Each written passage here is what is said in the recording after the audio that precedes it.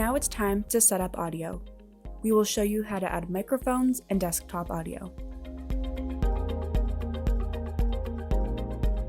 In the OBS template provided, look in the Sources tab to see your different assets. Double-click the mic source. This will open a new window where you can select your input device from the drop-down menu. Select your preferred microphone and click OK.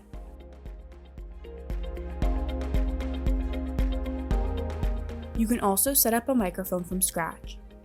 In the Sources tab, you can click the plus sign in the bottom left corner. Select the option called Audio Input Capture. A window will open where you can name your input device and click OK. The same window from the template will appear where you can select your microphone and click OK.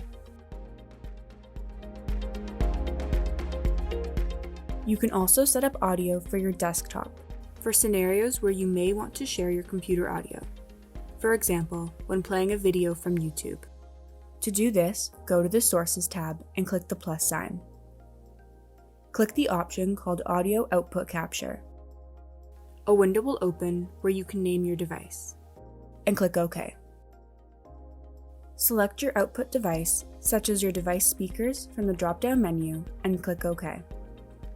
This will allow the video's audio to be heard in the recording.